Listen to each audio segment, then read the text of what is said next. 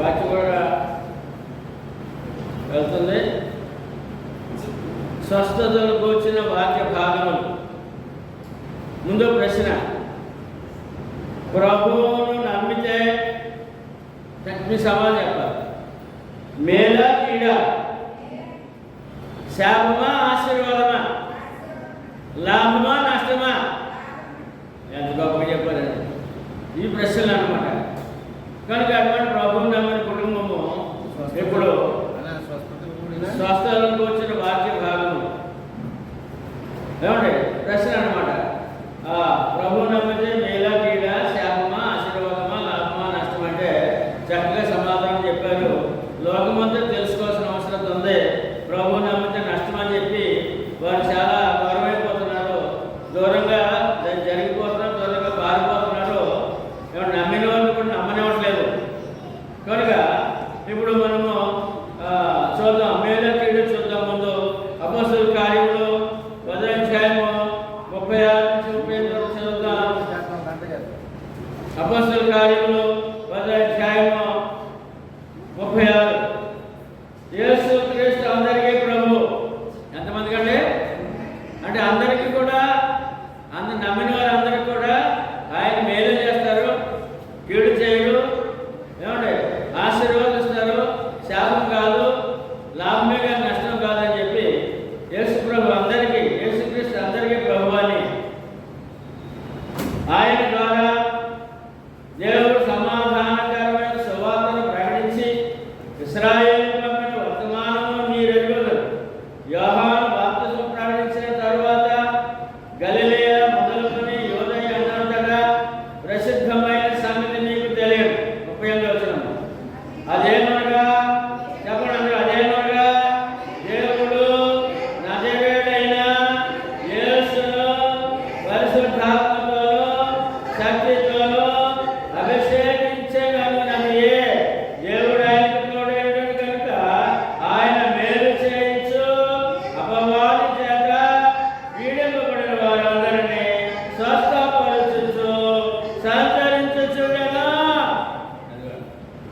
యేసు ప్రభు వారు శరీరధారిన రోజుల్లో ఆయన ఎక్కడికి వెళ్ళినా సాధారణ చేత పీడించబడుచున్న వ్యాధిగ్రస్తులు.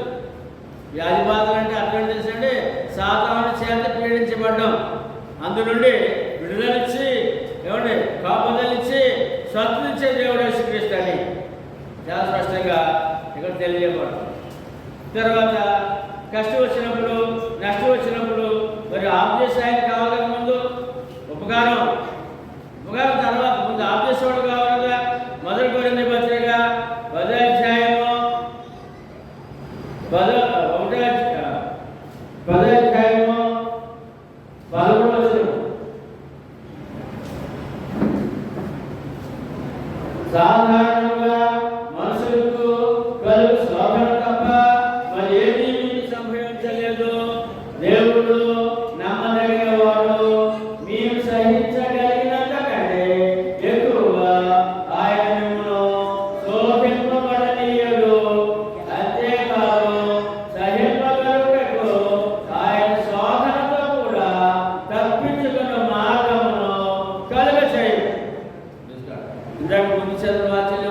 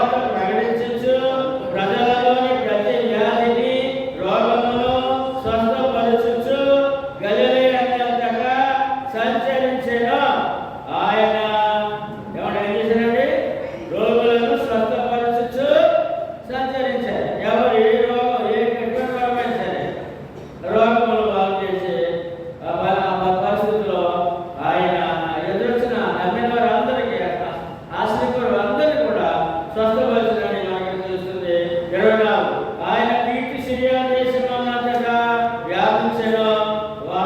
నానా విధమైన రోగముల చేతను వేదనల చేతను పీడింపబడిన వ్యాధిగ్రస్తులందరినీ, దయ్యం పట్టిన వారిని, చాంద్ర రోగులను, పక్షవాయు గల వారిని వారు ఆయన వద్దకు తీసుకుని రాగా ఆయన వారిని స్వస్థపరచెను. ఏ రోగమైనా సరే ఆయన స్వస్థపరిచే సృష్టికర్త దేవుడుగా ఉన్నాడు.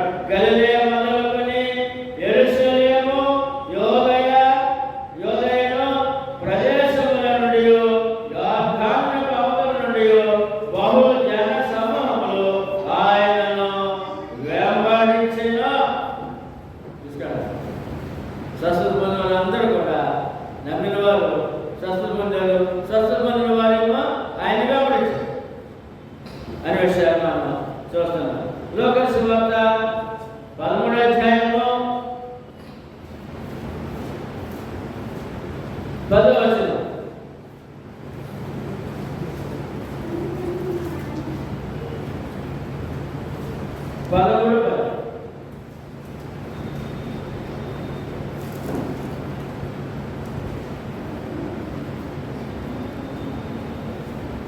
విశ్రాంతి దినమున ఆయన యొక్క సమాజ మందులు బోధించుతున్నప్పుడు 18 ఏళ్ల నుండి బలహీనపరచు దెయ్యము పట్టిన ఒక స్త్రీ అచ్చట ఉండెను.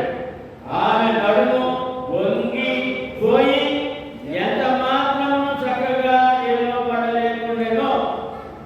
యేసు ఆమెను చూసి రమ్మని, ఆమె అడగలేదండి, ఆయన పిలిచి రమ్మని పిలిచి, అమ్మా నీ బలహీనత నుండి విడుదల పొంది ఉన్నావని, నీ బలహీనత విడుదల పొంది ఉన్నావని ఆమెతో చెప్పి ఆమె మీద చేతులు ఉంచగా, ఎవరు చేతులంటే యశ్వరం వారి చేతులు హస్తాలు ఉంచి చేతులు ఉంచగా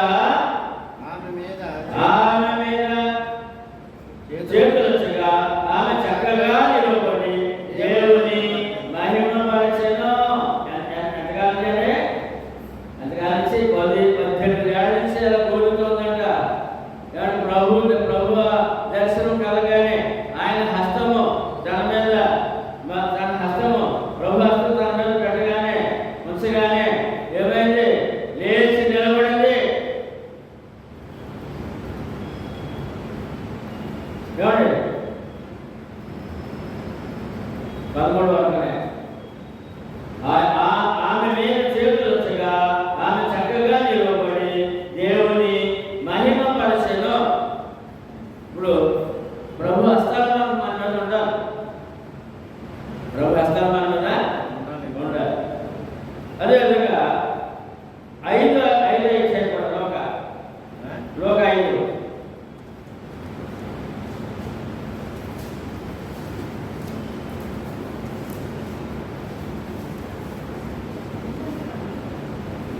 5:12 భాగములు.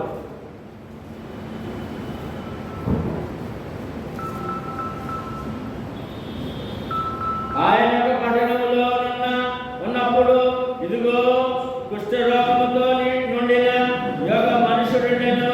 వాడు యేసును చూసి సాగిలపడి, ప్రభువా నీకిష్టమైతే నన్ను శుద్ధినిగా చేయగలవని ఆయనను వేడుకొనెను. అప్పుడు ఆయన చెయ్యి చాపి వారిని ముట్టి, మనకి ఇక్కడ హస్తం ఆయన మీద ఉంది, అరికాళ్ళ వరకు గాయాలతో ఉన్నటువంటి ఆ రోగి, ఆయన ముట్టి నాకిష్టమే నీవు శుద్ధుడు కమ్మని అనగానే కుష్ఠరోగము వారిని విడిచెను. ఏ గొప్ప దేవుడండి, ఏ గొప్ప దేవుడండి, ఎంత మహిమగల దేవుడు యేసుక్రీస్తు. మార్క్స్ వార్త 7వ అధ్యాయము 31 చదువులోండి.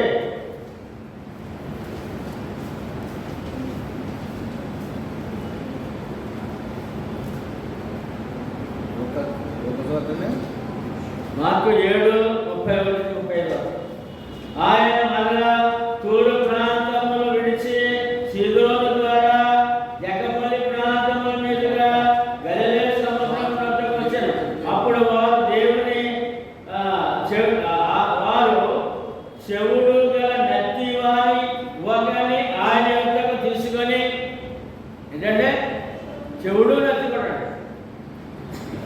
తీసుకొని తోడుకొని వచ్చి వారి మీద చెయ్యి ఉంచామని ఆయనను వేడుకొని ఏం కోరుకున్నారంటే ప్రభు చేతులు ఈ వ్యక్తి మీద ఉంచమని కోరారంట.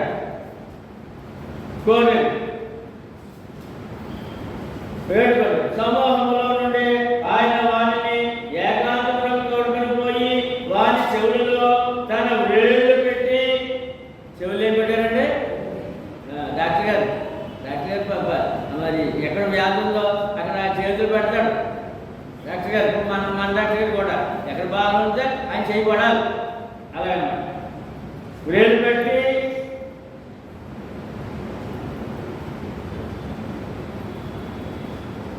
సమూహంలో నుండి ఆయన వారిని ఏకాంతంలో తోడుకొని పోయి వారి చెవుల్లో తన వేళ్ళు పెట్టి తుమ్మి వేసి వారి నాలుగు ముట్టి మందేంటంటే మందేంటి ఆయన ఉమ్ము నాలుగు ముట్టి ఆకాశం వైపు కన్నులు జుట్టులు విడిచి ఎఫతా అని వారితో చెప్పాను. ఆ మాటకు తెరవబడమని అర్థము. అంతటి వారి చెవులు తెరవబడిన వారి నాలుక నరములు సడలి వాడు తేటగా మాట్లాడుచుండెను. ఇప్పుడు వారికి ఆపరేషన్ చేస్తే చాలా మంది ఇంకా కొంతమంది మాట పోతుందంట, కొంతమందికి ఏమో వాళ్ళ సైడ్ ఎఫెక్ట్స్ వస్తున్నాయంట. చెప్పారు కదా. మరి మరి దేవుని నమ్ముకొని భక్తురాలు ఆపరేషన్ అయిన 10 నిమిషాలు గంటకు మాట్లాడుతుందంట. మాట వినికిడి మాట అని మాటను ఆయన ముట్టుకోవాలి. ఆయన హస్తము మన మీద ఉండాలి, భక్తుల మీద ఉండాలి అని చెప్పడానికి చాలా ఆశ్చర్యకరంలో మనము చూడగలుగుతున్నాం. ఏమండి మత్తయి సువార్త 9వ అధ్యాయము, మత్తయి సువార్త 9వ అధ్యాయము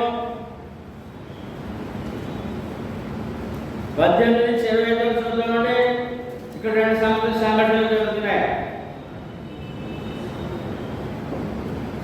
ఆయన ఈ మాటలు వారితో చెప్పుచుండగా 9:25 ఇదిగో ఒక అధికారి వచ్చి ఆయనకు మ్రొక్కి, నా కుమార్తె ఇప్పుడే చనిపోయినది, అయినను నీవు వచ్చి నీ చెయ్యి ఆమె మీద ఉంచము. ఏంటంటే అధికారి వచ్చాడంట, కుమార్తె చనిపోయిందంట, చాలా కాలం రోగం ఉంది, చనిపోయిందంట. యేసు ప్రభువు తెలుసుకున్నాడు. ఆయన స్పర్శ, దైవ స్పర్శ, ప్రభు స్పర్శ కావాలప్పుడు. ఏమంటే అందుకని వచ్చి ఏమని అన్నాడు అంటే, నా కుమార్తె చనిపోయింది, అయినప్పుడు మీరు వచ్చి మీ చెయ్యి ఆమె మీద ఉంచండి. అదే అక్కడ కోరిక, విన్నపం. అయినను నీవు వచ్చి నీ చెయ్యి ఆమె మీద ఉంచము, ఆమె బ్రతుకునెను. విశ్వాసం చూడండి. ఆయన హస్తం ఆ బిడ్డ మీద ఉంచారట. యేసు లేచి అతని వెంట వెళ్ళాను, ఆయన శిష్యులు కూడా వెళ్ళాను. అంటే చనిపోతే నేనెందుకు అనలేదు, ఆయన చనిపోయింది కదా అన్నా కదా, నేనెందుకు అనలేదు. వెంటనే లేచి ఆ కోరికను మన్నించి ఆ యొక్క గొప్ప అద్భుత కార్యం చేయడానికి బయలుదేరాడు. యేసు లేచి అతని వెంట వెళ్ళాను, ఆయన శిష్యులు కూడా వెళ్ళారు. ఆ సమయమున ఇదిగో 12 సంవత్సరముల నుండి రక్తస్రావ రోగము గల ఒక స్త్రీ, నేను ఆయన పై వస్త్రము మాత్రం ముట్టితే బాగుపడుతుందని తనలో తాను అనుకుని ఆయన వెనుకకు వచ్చి ఆయన వస్త్రము చెంగు ముట్టాను. అందుకని ఇంకొక మరలా సంఘటన. ఈయనేమో ఆ చనిపోయిన బిడ్డను బ్రతికించి వెళ్తున్నారు. వెంటనే ఒక స్త్రీ కూడా, అనేక మంది 100,000 మంది ఉన్నారు. ఒక స్త్రీ ప్రభు యొక్క ఆ మహిమలు ఆయన ముట్టుకుంటే, ఆయన హస్తం నా మీద ఉంటే, లేదా నేను ఆయన ముట్టుకుంటే నేను స్వస్థత నమ్మకంతో వచ్చి ఆయన వెంబడించి ఏం చేసి చూద్దాం. 12 సంవత్సరాల నుండి నేను ఆయన పై వస్త్రము మాత్రం ముట్టయితే బాగుపడుతుందని తనలో తాను అనుకుని ఆయన వెనుకకు వచ్చి ఆయన వస్త్రము చెంగు ముట్టాను.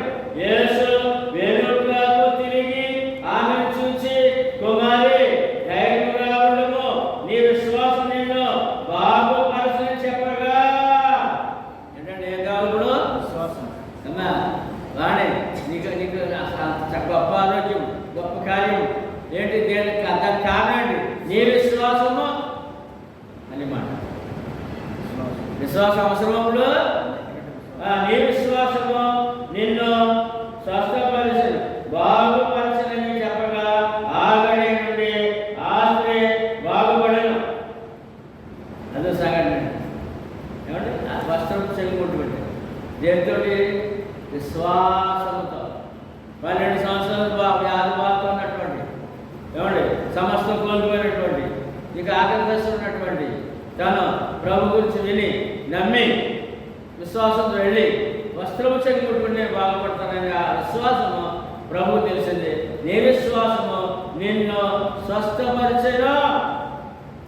ఏమండి అమ్మా మంగళ తల్లి, నీ విశ్వాసము నీ బిడ్డలను భర్తను నడిపించిన విశ్వాసము వృధా అవుతుందా? భక్తి జీవితం వృధా అవుతుందా? విశ్వాసం వృధా అవుతుందా? అవదాని రుజువు మీరే. యేసు వెనక్కి తిరిగి ఆమెను చూచి, కుమారి ధైర్యంగా ఉండుము, నీ విశ్వాసం నిన్ను బాగుపరిచిందని చెప్పగా ఆ గడియ నుండి ఆ స్త్రీ బాగుపడను. అంతలో యేసు ఆ అధికారి ఇంటికి వచ్చి ఇక్కడ స్వస్థ అయిపోయిందండి. మళ్ళా ఎక్కడికి బయలుదేరారు? అక్కడికి వెళ్ళిపోయారు. వచ్చి వెళ్ళని రోగులు వాయించు వారిని గొల్లు చేయుచుండు జన సమూహమును చూసి స్థలమీయుడి ఈ చిన్నది నిద్రించుచున్నదే గాని చనిపోలేదని వారితో చెప్పగా వారు ఆయనను అపహాసించిరి. జనసమూహం పక్క వేసి ఆయన లోపలికి వెళ్ళి ఆమె చెయ్యి పట్టుకొనగానే ఏం చేశారండి? ఇప్పుడు యేసుప్రభు హస్తం కావాలి. యేసుప్రభు హస్తం మన మీద ఉండాలి. చెయ్యి పట్టుకొనగానే ఆ చిన్నది లేచెను. ఇప్పుడు మనము దేవుని హస్తము ఏమండి ఆ స్పర్శ కావాలి, దైవ స్పర్శ కావాలి అని మాటను మనం చూడగలుగుతున్నాం. ఏమండి 14:36 మత్తయి 14:36 అప్పుడు ప్రజలు ఏం కోరుకున్నారో చూద్దాం. అక్కడ చుట్టూ ప్రజలు ఏం కోరుకున్నారో చూద్దాం. వీరిని నీ వస్త్రపు చెంగు మాత్రం ముట్టనిమ్మని ఆయన వేడుకొని ముట్టిన వారందరూ స్వస్థత పొందిరి. అంటే అమ్మా ఏం కావాలి ఇప్పుడు? ఏం కావాలి మానవుడికి? దైవ స్పర్శ అన్నారండి. దైవ స్పర్శ కావాలి. వస్త్రపు చెంగు ముట్టుకునేవాడు బాబు. ప్రతి వారు వారి బలహీన చెప్పి మీరు స్వస్థత ఇవ్వడం కాదు, వేల మంది వచ్చేస్తున్నారు. మీ వస్త్రపు చెంగు ముట్టుకొని పర్మిషన్ ఉండంటే ఓకే అన్నారు. వస్త్రపు చెంగు ముట్టుకున్న వాళ్ళందరూ స్వస్థత పొందారు. దైవ స్పర్శ కావాలి మానవుడికి. సాతాను స్పర్శలో ఉన్నాడు. ఎక్కడున్నాడంటే సాతాను స్పర్శలో ఉన్నాడు. దైవ స్పర్శ కావాలి. యోహాను సువార్త ఈ స్పర్శ అనే మాట వచ్చినప్పుడు ఇప్పుడు మరి ఆయన లేడు కదా, ఎలా మరి? నేను శరీరానికి లేడు కదా, మరి ఎలాగా స్పర్శ? యోహాను సువార్త 1:1 ఆదియందు వాక్యముండెను, వాక్యము దేవుని యొద్ద ఉండెను, వాక్యము దేవుడై ఉండెను. ఇప్పుడు వాక్యం అన్నమాట. వాక్యముతో స్పర్శ. వాక్య స్పర్శ కావాలి నీకు. స్పర్శ అంటే ముట్టుకోవడం అని మాట. వాక్యమైన దేవుడు ఈశ్వరుడు కావాలన్నప్పుడు ఇప్పుడు నీకేం కావాలి? నా శరీరంలో లేడు కదా, వాక్యంగా ఉన్నాడు ఆయన. ఇప్పుడు ఏం కావాలి? మా ప్రతి విశ్వాసకి కూడా వాక్య స్పర్శ కావాలి. ప్రకటన ఏంటి? ఎలాగది? 1:3 ప్రకటన 1:3 సమయము సమీపించినది కనుక ఈ ప్రవచన వాక్యములు చదువువాడును వాటిని విని ఇందులో రాయబడిన సంగతులను గైకొని వాడును ధన్యులు. అమ్మా మీరెవరా? ధన్యులు అంటే ఇప్పుడు ఆ స్పర్శ ఎలాగా, దైవ స్పర్శ ఎలా పొందగలం అంటే ఆయన వాక్యం చదవాలంట, వినాలంట, గ్రహించుకోవాలంట. ఆ ప్రకారం జీవించినట్లయితే దైవ స్పర్శ, దేవుని హస్తము తోడుగా. ఎంత గొప్ప దేవుడు చూడండి. చెప్పండి, ఇప్పుడు వాక్యం అవసరమా? బైబిల్ చదవడం అవసరమా? వీటి గోడాలు వచ్చి ఎక్కడ వాక్యం, దేవుని వాక్యం దొరుకుతున్నప్పుడు ఇలాగా సన్నిధిలో ఉండడం అవసరమా? గ్రహింపు. మళ్ళా వినేసి లేదు కాదు, వేయడం కాదు. ఆ స్పర్శ ఏంటంటే నువ్వు గ్రహించుకోవాలి, నీతో ఉండాలి, నీలో ఉండాలి వాక్యం. మత్తయి సువార్త 13:23 ఆ వాక్యం నీతో నీలో ఉండాలి. అది స్పర్శ. మంచి నేలను విత్తబడిన వాడు వాక్యము విని గ్రహించేవాడు అట్టివాడు సఫలులై ఒకడు 100 ఒకడు 100 ఒకడు 60 ఒకడు 60 ఒకడు 30 ఫలించును. స్పర్శ ఎలా స్పర్శ? వాక్యము విని గ్రహించుకున్నవాడు. వాక్యం తోడు ఉండాలి. వాక్యము తోడు ఉంటే ఆయన నీతో ఉంటాడు. వాక్యం ప్రకారం ఉండాలి, అప్పుడు ఆయన నీతో ఉంటాడు అన్నమాట. ఏమండి? దైవ స్పర్శ. ఏమండి? ఇప్పుడు లోకం ఎక్కడ ఉంది? ఎక్కడ తెలుసండి?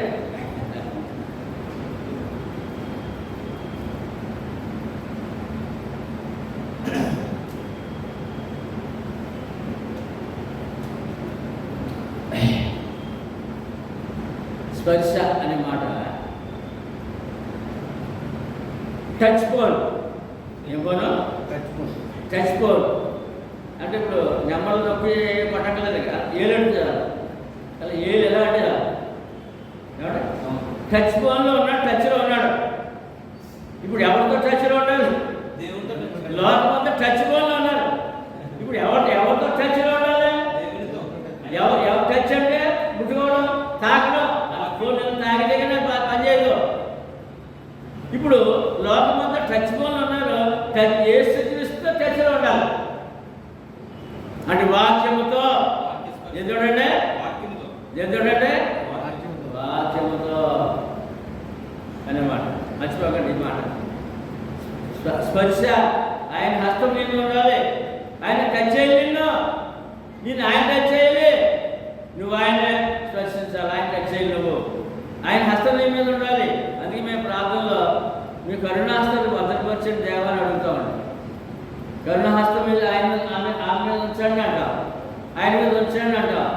ఆ హస్తం కావాలి. అభిమానుడిగా హస్తం, ప్రేమగా హస్తం, కరుణగా హస్తం, జాలిగా హస్తం ఉండాలా? మన మీద ఉందా?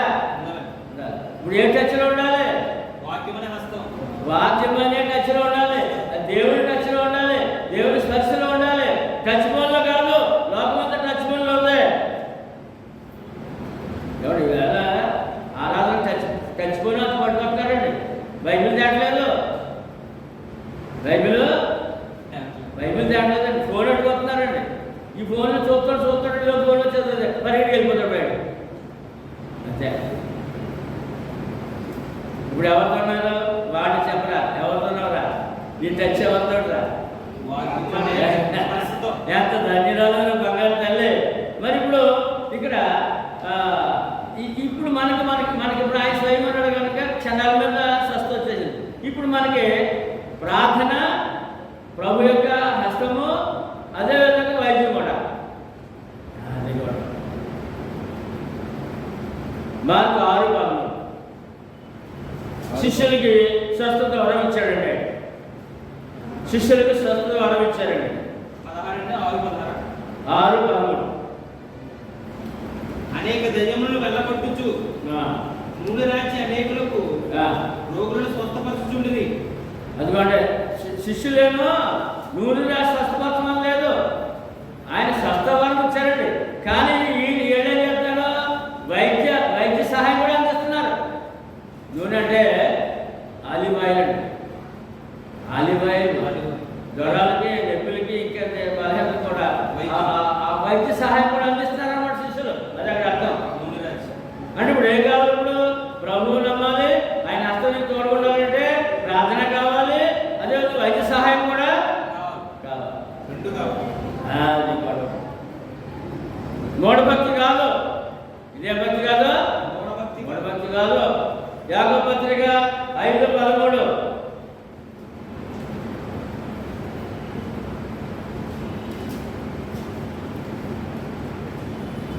యాకోబు పత్రిక 5:13. మీలో ఎవరికైనాను శ్రమ సంభవించినా అతడు అతడు ప్రార్థన చేయవలెను. ప్రార్థన చేయవలెను. ఏం చేయాలంటే ప్రార్థన చేయ ప్రార్థన ఏమండి? ప్రభు నమ్మి విశ్వాసం ఉండాలి, ప్రతి సమస్య కూడా ప్రార్థన చేయాలి, వైద్య సహాయం కావాలి. ఎవరికైనాను సంతోషము కలిగిన అతడు కీర్తనలు పాడవలెను. మీలో మీలో ఎవడైనాను రోగి అయి ఉన్నాడా? అతడు సంఘం పెద్దలు పిలిపించవలెను. వారు వారు ప్రభువు నామమున అతనికి నూనె రాసి అతని కొరకు ప్రార్థన చేయవలెను. ఏం చేయాలి? జరగాలండి, వైద్యం జరగాలి, ప్రార్థన కావాలి. అది అక్కడ ఏం కావాలంటే వైద్యం ఇదేమో ఇలా చెప్తే అక్కడ ఏం చేశారండి వాళ్ళు? ఇప్పుడు లోకం ఏం చేస్తారు? డైరెక్ట్ ప్రభువును ప్రార్థన చేశారు. ఏ ప్రార్థన? మరి ప్రభువును క్రీస్తు రక్తం అంటే వాళ్ళని అంత దుర్మార్గంగా, అంత అబద్ధవంతుడు లోకం. అంటే ఇప్పుడు ఒక బలహీనంగా ఉన్న వ్యక్తికి, అనారోగ్య వ్యక్తికి అక్కడ తన విశ్వాసాన్ని బట్టి సేవకులు సంఘం ప్రార్థన కావాలి, సేవకుల ప్రార్థన కావాలి, తనంతా తాను ప్రార్థన చేసుకోవాలి, వైద్య సహాయం పొందాలి. వైద్య సహాయము పొందాలి. చదవండి. విశ్వాస సహితమైన ప్రార్థన ఆ రోగిని స్వస్థపరచును. ప్రభు అతనిని ఆయన పని ఆయన చేస్తాడండి. అది చూడండి, ఒక వారం కూడా 4 రోజులు లేపేశాడు వారిని. ఏమండి? ఆయుధ పట్టు మీద ఆపరేషన్. ఏమండి? ప్రభు అతను మళ్ళీ ఆయన పని చేస్తాడండి. ఏమండి? విశ్వాసం పని చేయాలి, విశ్వాసం ఉండాలి, ప్రార్థన చేయాలి, సంఘం పని చేయాలి, సంఘం ప్రార్థన చేయాలి, సేవకులు పని చేయాలి, సేవకులు ప్రార్థన చేయాలి. ఏమండి? యేసు ప్రభు కూడా పని చేస్తాడండి. ప్రభు అతన్ని స్వస్థత లేపుతాడండి. అతడు పాపములు చేసిన వాడైతే పాప క్షమాపణ పొందును. మీ పాపములను ఒకడితోనొకడు ఒప్పుకొనుడి. మీరు స్వస్థత పొందినట్లు ఒకని కొరకు ఒకడు ప్రార్థన చేయుడి. నీతిమంతుని ప్రార్థన విజ్ఞాపన మనపూర్వకమైనదై బహు బలము గలదై. అమ్మా, ఇప్పుడు మీరు ప్రార్థన చేస్తున్నారు, మీరు నీతిమంతుని ప్రార్థన ఎవరంటాడు? ఏమండి? సంఘం ప్రార్థన చేసింది, నీతిమంతుని ప్రార్థన ఎవరంటాడు? సేవకులు ప్రార్థన చేశారు, నీతిమంతుని ప్రార్థన ఎవరంటాడు? ఎంతమంది ప్రార్థన చేసినప్పుడు ఒక్కడు కూడా నీతిమంతుడు ఉన్నాడా? ప్రార్థన యొక్క అవసరం. ఒకరినొకరు ప్రార్థన ఏమా? అవన్నీ నీకు దొరికినాయా? ఇది మూఢభక్తి కాదు, నీ భక్తి కాదు, మూఢభక్తి కాదు. ఇన్ని విధాలుగా ఇంకొక మనం చూద్దాం. మరి ప్రార్థన దేవుని యొక్క ఆశీర్వాదంతో పాటు వైద్య సహాయం కూడా కావాలని పాత నిబంధనలో ఒక వాక్యానికి వెళ్దాం. 2వ రాజుల గ్రంథము 20 అధ్యాయము 1 నుంచి 7 వచనాలు చదువుతున్నాడు. చూడండి అక్కడ. ఆ దినములలో హిజ్కియాకు మరణకరమైన రోగము కలుగగా, ఈ రోగం అంటే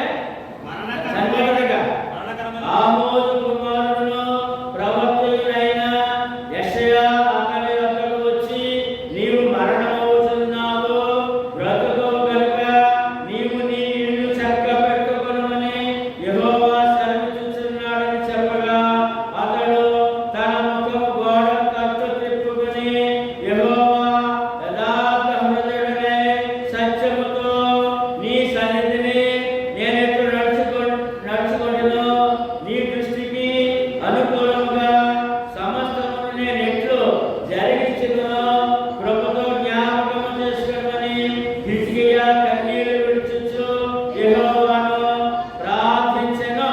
ఇక్కడ ఏం కావాలి ఇప్పుడు? ప్రార్థన.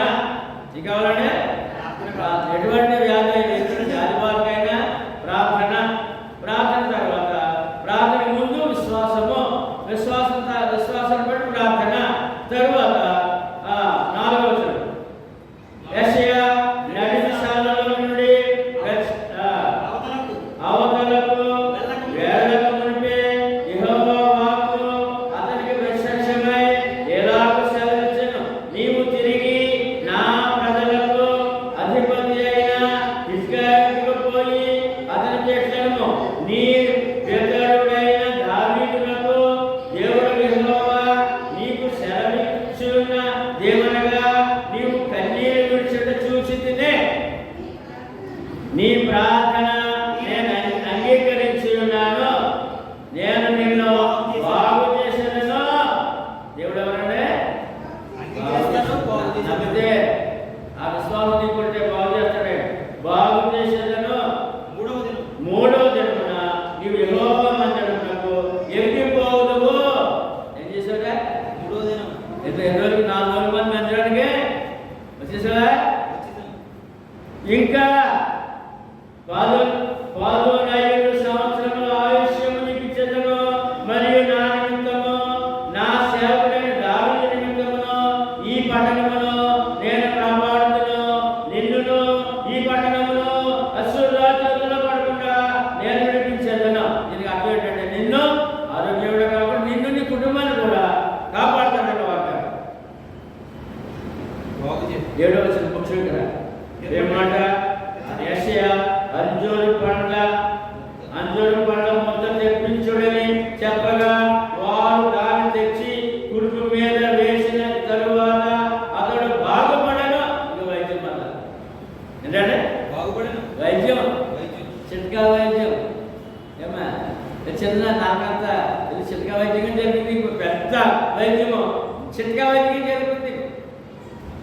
చూసారా? ఏమంటే సేవకుడు దగ్గరుండి ఏమండి ఆ వైద్యం చుట్టూ వైద్యులు ఉన్నారు. కానీ దేవుని యొక్క ఆలోచనతో దేవుని చిత్త ప్రకారము ఆయన సూచించిన ప్రకారము అంజూర పళ్ళు తినే పళ్ళు ఆ యొక్క గాయాన్ని కట్టమన్నాడు. ఆ గాయానికి దగ్గరుండి ఆ గాయానికి ఆయనే కట్టు కట్టించాడు సేవకుడు. ఇక్కడ మనము ఏమంటే యాకోబు పత్రికలో చూసిన వాక్యం ఇక్కడ కనపడుతుందా? విశ్వాసం ఉంది, ప్రార్థన ఉంది. ప్రార్థన పరలోకి వెళ్ళింది, సమాధానం వచ్చింది, తర్వాత వైద్య సహాయం కూడా జరిగింది. సేవకుడు దగ్గర ఉండి ఆ యొక్క అంజూరు పళ్ళ గుజ్జు పొండు మీద కట్టమని ఆ సలహా ఆ యొక్క దగ్గరుండి కట్టించాడు. ఆయన స్వస్థత పొందాడు. ఈయన ఎవరో తెలుసంటే యోధా దేశమును పరిపాలించే రాజు కూడా దేవుడు కావాలా? రాజు కూడా దేవుడు కావాలి. ఆయన సహాయం కావాలా? కావాలి. స్వస్థత ఎవరు? సామాన్యుడు కానీ, రాజు కానీ, అధికారి కానీ, గొప్పోడు ఎవరో సహాయం చేయాలి, ఎవరు స్వస్థపరచాలి, ఎవరు ఆరోగ్యం ఇవ్వాలి? దేవుడే అని మాట. వీళ్ళంతా గొప్ప గంజరాలు ఉన్నవరా? వాక్యమనే స్పర్శలో, వాక్యమనే దేవుని స్పర్శలో ఉన్నవరా? ఈవేళ ఎందుకు ఇలా వాక్యం ధ్యానించాలి? ఎందుకు బైబిల్ చదవాలి? మనం ఎవరు బైబిల్ చదవట్లేదండి, చదవాలి. ఏమండి?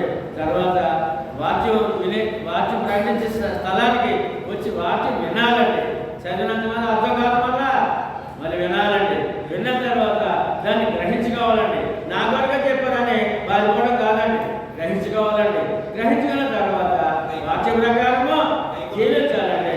అట్టి భాగ్యము ఈవేళ ఒక మాదిరి కుటుంబం మనకు ఉంది. ఆ బిడ్డ కుమార్తె వాణి అద్భుత కార్యాలు నా జీవితంలో దేవుడు చేస్తూ నడిపిస్తున్నాడు. ఇంకా అద్భుత కార్యాలు ఉన్నాయి. ఎవరు టచ్లో ఉండాలి? ఇప్పుడు సెల్ ఫోన్ టచ్ కాదండి, వాక్యం టచ్లో ఉండాలి. ఏంటంటే వాక్యం టచ్. విజయబాబు ధన్యుడు. మనం ఈ యొక్క కృతజ్ఞత కూడము అమూల్య వర్తమానాలతో ఏమంటే మరి మీకున్న ఆశీర్వాదం ఆయన హస్తం మీకు ఉంటుందని ఏమంటే వాక్యము దేవుని స్పర్శ మీకు ఉందండి. ఇవాళ దేవుని సన్నిధి కోరుకోవాలండి. ఎందుకంటే దైవ స్పర్శ దేవుని వాక్యం ఎక్కడ జరుగుతున్నా నామ కూడుతురో వారి మధ్య నేను ఉంటానంటే వాక్యమైన దేవుడు ఆ వాక్యం నీతో టచ్లో ఉంది. సెల్ఫోన్ టచ్ కాదండి, దేవుని వాక్యంతో దేవుని యొక్క ప్రేమలో దేవుని యొక్క మహిమలో టచ్లో ఉండాలండి. అటు భాగ్యం మీరు పొందారండి, ధన్యులై ఉన్నారు. మీ అందరూ అన్నారు. ఇప్పుడు మనం బైబిల్ క్లాస్కి వెళ్తాం.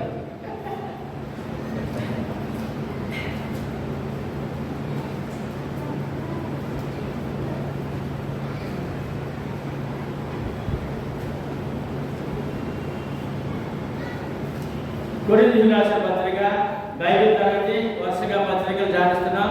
ఏమంటే ఇప్పుడు ఈ పత్రికలు ఇప్పుడు చెప్పిన మనం ఇప్పుడు ముందు ధ్యానించిన వాక్యాన్ని బట్టి వాక్యము చదవడము ధ్యానించడము వాక్యం నేర్చుకోవడం అవసరమా? పత్రికలు అవసరమా? మనం నడిపించేది పత్రికలు కనుక కొరింథీయులకు రాసిన పత్రిక 4వ అధ్యాయము 1 నుంచి 21 వచనాలు. ఏమంటే ముందు 1వ వచనం చూద్దాం. 1వ వచనంలో ఏమో చదవండి.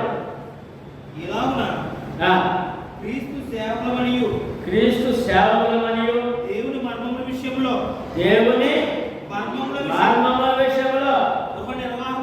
గృహ నిర్వాహకులమనియు ప్రతి మనుషుడు మమ్మును భావింపవలెను. ఇప్పుడు ఒక విశ్వాసి లోకంలో ప్రభువుని నమ్మాడు ఎవరైనా ఉన్నారు అంటే అతడు అపోస్తులను నమ్మాలంటే ఎవరు నమ్మాలి? అపోస్తులను నమ్మాలట. ఎందుకంటే దేవుని మర్మములను విపులంగా లోకానికి అందించేవారు అపోస్తులే కనుక. ఎవరంటే అంటే అపోస్తులు బోధలో ఉండాలి. లోకమంతా వేరే వేరే బోధలు ఉందండి. ప్రభువుని నమ్ముతారు, భ్రష్టాచార బోధలకు వెళ్ళిపోయారు. కానీ ఇక్కడ మరి మరొకసారి వాక్యం చదవండి.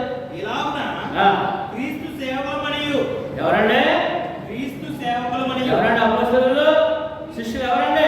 క్రీస్తు సేవకులనియు దేవుని మర్మముల విషయంలో దేవుని మర్మాలు బయటకొచ్చేవారని గృహ నిర్వాహకులమనియు ప్రతి మనుషుడు మమ్మును భావింపవలెను. మమ్మలను అంటే అపోస్తుల బోధ వినాలి, నమ్మాలి, ఆ ప్రకారము ప్రయాణము చేయాలి.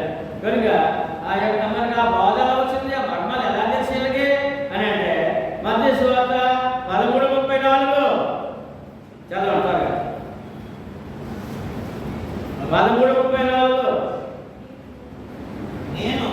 నేను నా నోరు తెరచి ఉపమాన రీతిగా బోధించుచున్నాను. లోకము పుట్టినది మొదలుకొని మరుగు చేయబడిన సంగతులను తెలియజెప్పెదను. చాలండి. ఎవరంటే యేసు ప్రభు లోకం పుట్టిన రహస్యాలన్నీ మర్మాలన్నీ మీకు తెలియజేస్తారని శిష్యులతో ఆయన మాట్లాడుతారు. అంటే ఎక్కడ నేర్చుకున్నాడు? ఎవరు ఈ మర్మాలని విపులంగా చెప్పారంటే యేసు ప్రభువే, దేవుడే చెప్పారు. లోకం తెలుసా అండి? మన మానవుడు తెలుసా? ప్రవక్త తెలుసా? ఏమంటే స్వామిని తెలుసా? చక్రవర్తి తెలుసా? దైవ మర్మాలు తెలియదు. అపోస్తులకి విపులంగా లోకం పుట్టిన మొదలుకొని మరి దాచబడిన సంగతులన్నీ నేను మీకు తెలియజేస్తానని యేసుప్రభు వారితో మాట్లాడుతున్నారు.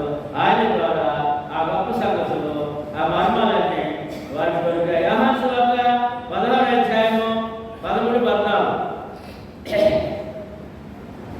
యోహాను సువార్త 16వ అధ్యాయము 13-14 వచనాల్లో అయితే ఆయన అనగా సత్య స్వరూపైన ఆత్మ వచ్చినప్పుడు మిమ్మును సర్వసత్యములోనికి నడిపించును. అదిగోండి అపోస్తులని ఏమండి సర్వసత్యములో నడిపించారంట పరిశుద్ధాత్ముడు. ఎలాగని ఆయన తనంతట తానే ఏమీ బోధింపక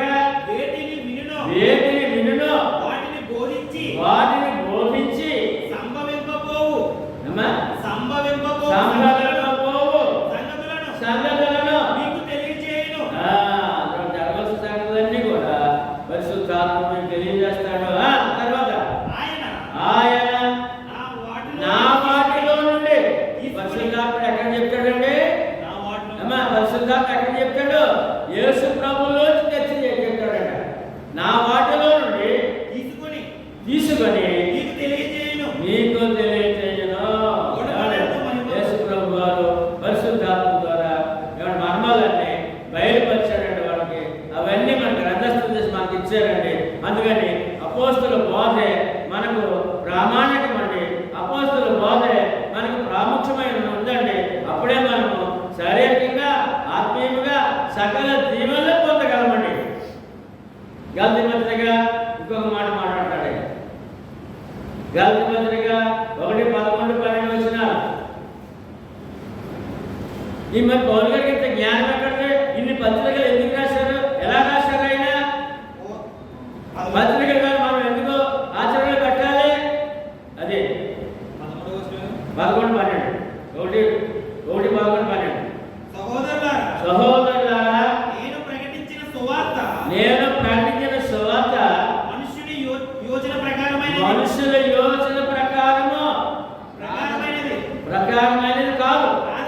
కాదని మీకు తెలియజెప్పుచున్నాను. అపోస్తలుడైన పౌలు గారి బోధ మనుషుల యోచన ప్రకారం కాదని తెలియజెప్తున్నాడట. మనుషుల వలన దాన్ని నేను పొందలేదు, నాకెవడను దాన్ని బోధింపడం లేదు.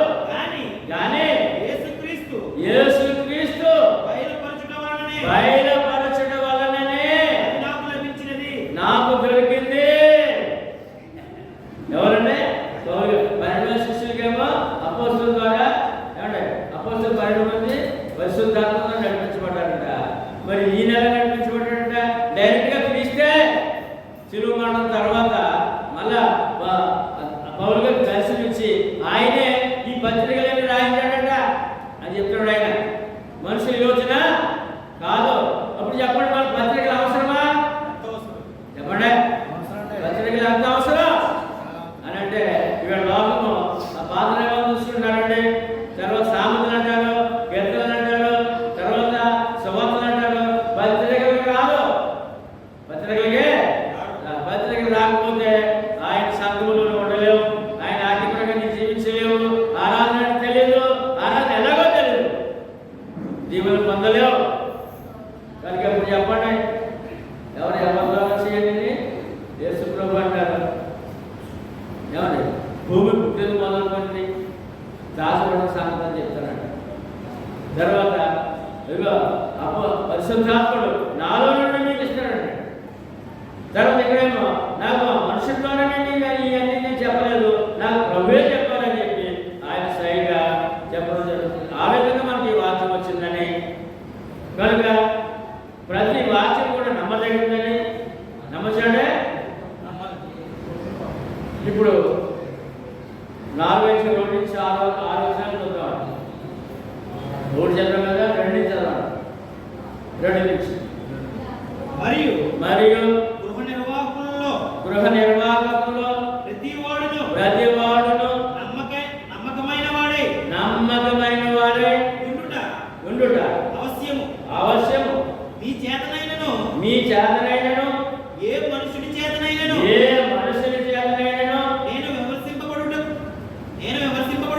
నేను విమర్శింపబడుట నాకు మిక్కిలి అల్పమైన సంగతి. నన్ను నేనే విమర్శించుకోను. నేను ఎవరు విమర్శించలేక నా వాదన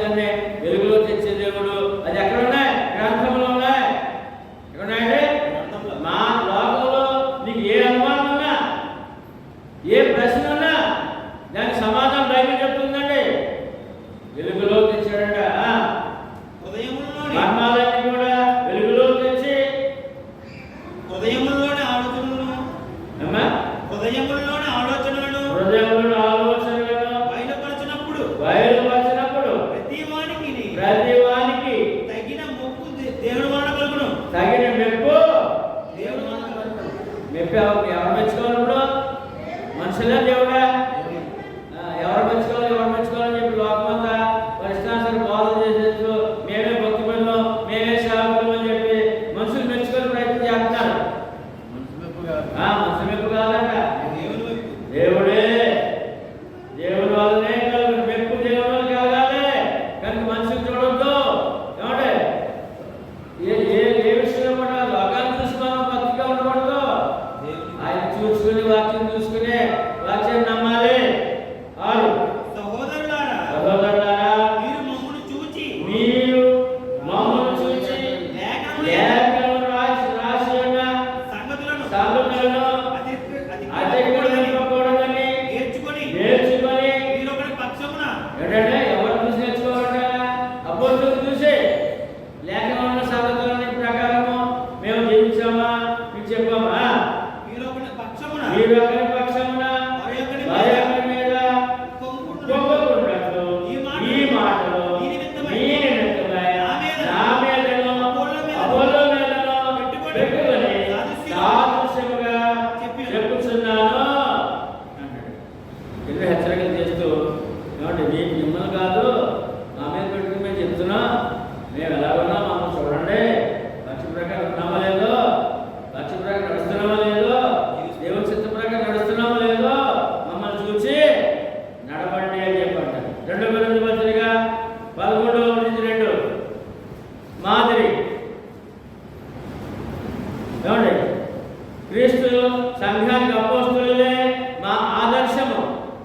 ఈ వాక్యాలు మనకి క్రీస్తు సంఘానికి అపోస్తలులే ఆదర్శము.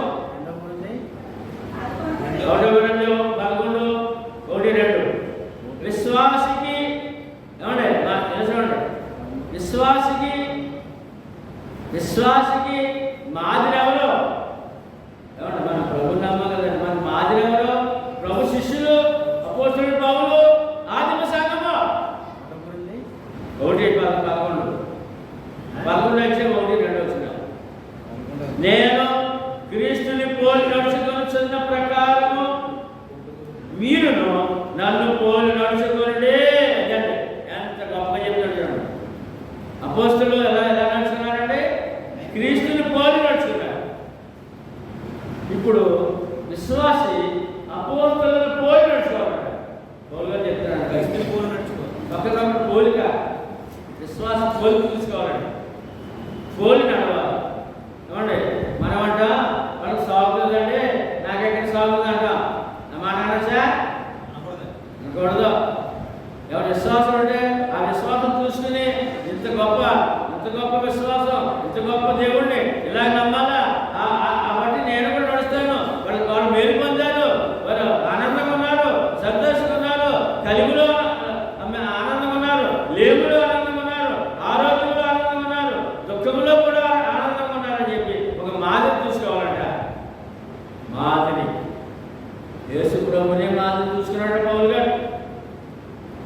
ఫిలిప్పీ పత్రిక 3:17-20 11 అధ్యాయము 1-2 వచ్చిన ఫిలిప్పీ 3:17-20 సహోదరులారా మీరు నన్ను పోలి నడుచుకోండి. మళ్ళీ చూడండి, మళ్ళీ చెప్తాను. ఎవరో చెప్పగలరా? ఎవరో చెప్పగలరా? ఈవేళ క్రైస్తవులు ముందుగా సేవకుడు చెప్పాలి, సేవకుడు సంఘానికి చెప్పాలి. ఏమండి సహోదరులారా చెప్తారా? సేవకుడు సహోదరులారా ఏమండి మీరు నన్ను పోలి నడుచుకోండి. ముందు చెప్పారు, తర్వాత మేము మీకు మాదిరి అయిన ప్రకారం ఏమైనారు. ఏమండి ఇప్పుడు సంఘానికి సేవకుడు ఏమై ఉండాలి, తర్వాత విశ్వాసం ఏమై ఉండాలి. ఈవేళ ఒక మాదిరి మనం చూస్తున్నాం, వాణి కుటుంబం మాదిరి. వాళ్ళు ఎలాగా ఇంత ఆనందంగా, ఇంత ధైర్యంగా, ఇంత క్షేమంగా ఎలా ఉన్నారంటే అని వారి విశ్వాసము, వారి దేవునికి భయభక్తులు అని మాదిరి. ఏమండి మాదిరి అయిన ప్రకారం మేము మీకు మాదిరి అయిన ప్రకారము నడుచుకొని వారిని గురిపెట్టి చూడండి. ఏమండి విశ్వాసం నడిచే వాళ్ళని డిసప్పాయింట్ చేయకూడదండి. వారిని కనపరచాలి. మంచి విశ్వాసాలండి, ప్రార్థనా పరులండి, ఆరాధన మాట్లాడండి అని వారిని చూసుకుని వారిని అవమానపరచకుండా వాళ్ళు సాగుతుందని అనుకుంటా మేము కూడా అలా ఉండాలి. మాదిరి అని మాట. ఏమంటే గురిపెట్టి చూడండి అనేకులు.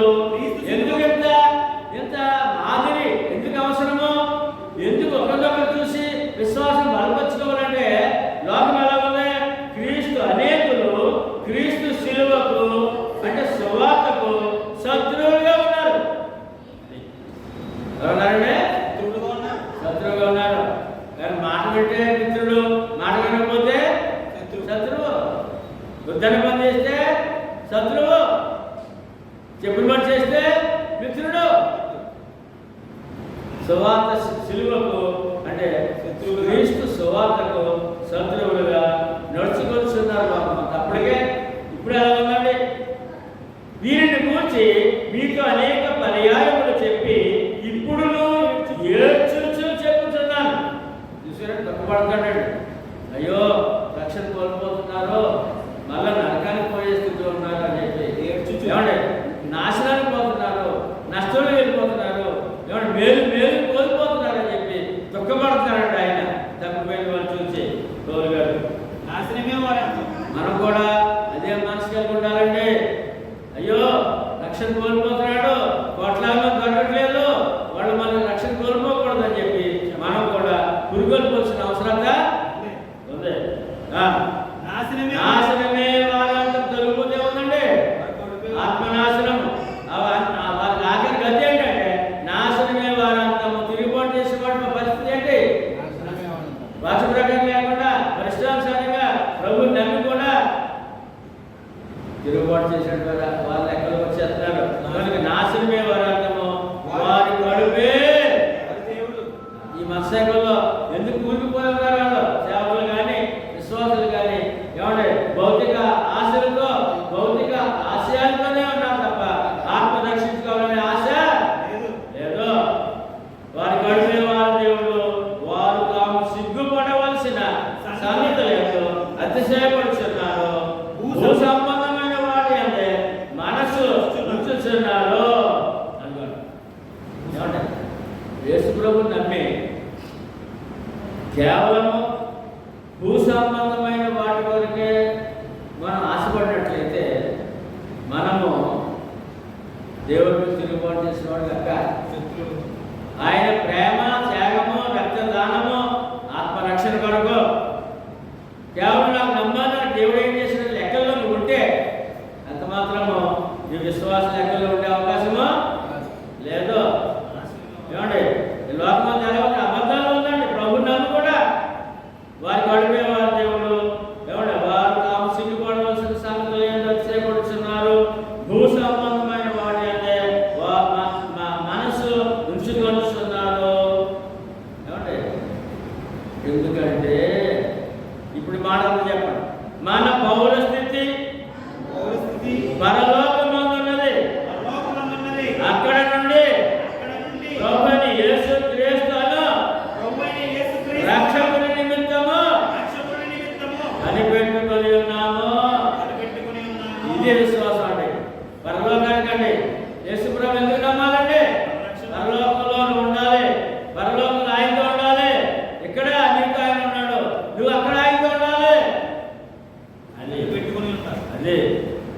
అది గురి. కేవలం లోక సంబంధమే. అందుకేం చేశాడు దేవుడు అని ప్రశ్నించాగా నీ విశ్వాసము వ్యర్థమే. విశ్వాసము వ్యర్థమే. 7వ వచనం. ఎందుకనగా నీకు ఆతిథ్యము కలుగజేయవాడెవడు? నీకు కలిగిన వాటిలో వారి వల్ల నీవు పొందినది ఏది? పొంది నీవు పొందనట్టు నీవు అతిశయపనేలా? ఇక్కడ ఏమండి ప్రశ్న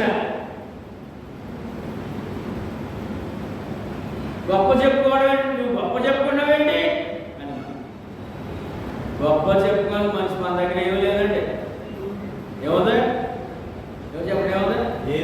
మట్టి మనుషుడు. ఎవరన్నా చెప్పండి, ఎవరు? మన గొప్ప చెప్పుకుని ఏమీ లేదు. చూడండి, కీర్తనకారుడు 103:14 గొప్ప చెప్పుకొని ఏమీ లేదు. చదవండి. మనం నిర్మింపబడిన రీతి ఆయన తెలిసే ఏమంటే కీర్తన కీర్తన ఇది ఏమవుతుంది? 103:14 మనము నిర్మింపబడిన రీతి మనము నిర్మింపబడిన రీతి ఆయనకు తెలిసే ఉన్నది. ఆయనకు తెలిసే ఉన్నది. మనం మంటి వారమని మనము మంటి వారమని ఆయన జ్ఞాపకం చేసుకొనుచున్నాడు. ఆయన జ్ఞాపకం కానీ మన జ్ఞాపకం లేదు. ఎవరు? కులాలు, మతాలు, అందచందాలు, భాగ్యాలు జ్ఞాపకమే మనకి. మట్టి మనుషుల జ్ఞాపకమా లేదా? అందుకని ఏ గొప్ప చెప్పుకుంటాడు బాబు. కలిగిన వాటితో వారిని వాళ్ళని పొందేది ప్రశ్నలకు సమాధానం. ఇక్కడ ప్రశ్నలకు సమాధానం ఏంటంటే యోహాను సువార్త 2:27 2:27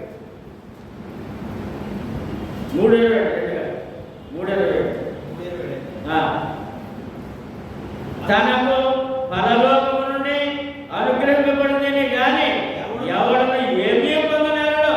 అదే ప్రశ్నలు వేసుకునే నేను గొప్ప, నాగాది, నీకిది, ఈ లెక్కలేని ఏముంటుందో పరలోకం నుండి అనుగ్రహింపబడింది కానీ ఆ మనిషికి ఏం కలగదో. ఎక్కడి నుంచి రావాలంటే ఎక్కడి నుంచి? తనకు, ఈ ప్రశ్న వేసుకున్న మానవుడికి తనకు పరలోకము నుండి అనుగ్రహింపబడితేనే కానీ ఎవడును ఏమీ పొందనాడు. ఈ లెక్క తప్ప లెక్కలన్నీ 0, 0 పరలోకం నుంచి అందరికీ. ఎందుకంటే అందరికీ చెప్పండి అందరూ. ఆ యోహాను 3:16 దేవుడు లోకమునంతో కాగా ఆయన తన అద్వితీయ కుమారునిగా పుట్టిన వారి యందు విశ్వాసముంచు ప్రతివాడు నశింపక నిత్యజీవం పొందినట్లు ఆయనను దేవుడు లోకమును ఎంతో ప్రేమించాడు. లోకంలో ప్రజలందరూ కూడా ఏ వాళ్ళు అది పరలోకం నుంచి రావాలంటాడు. పరలోకం నుంచి రావాలంటాడు. లోకం ప్రేమించే దేవుడు ఆ లోక ప్రజలకు ఏమి ఇవ్వాలో పరలోకం నుంచి రావాలంట. ఎక్కడికి అండి? పరలోకం నుండి రావాలంట. మధ్య ఇంకొక మాట చదువుతాం. యాకోబు పత్రిక 1:17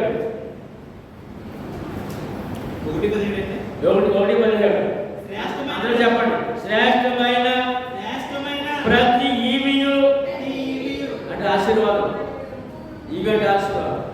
శ్రేష్టమైన ప్రతి ఈవియు సంపూర్ణమైన ప్రతి వరమును పర సంబంధమైనదై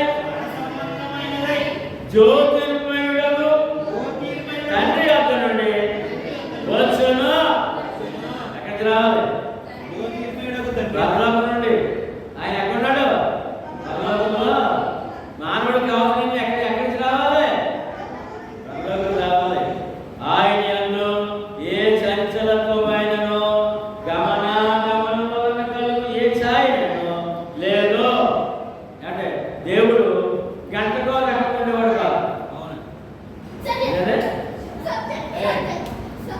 దేవుడు గంటకో లేకుండేవాడు. గంటకో లేకుండేవాడు ఎవరు? మనమే.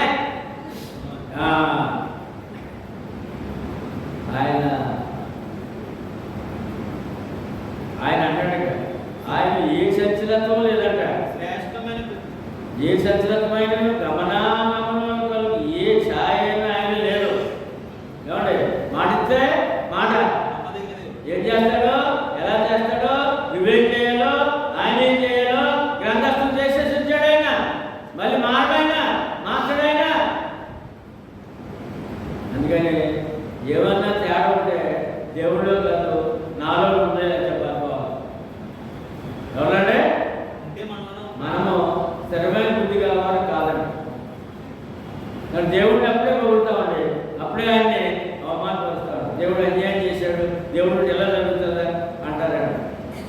అలా గంటలకు మారిపోయి మనస్తత్వం మానవుడు తప్ప దేవుడిది కాదు అనే విషయాన్ని స్పష్టత ఇస్తున్నారు. యాకోబు 1:17 చూసాం అన్నమాట.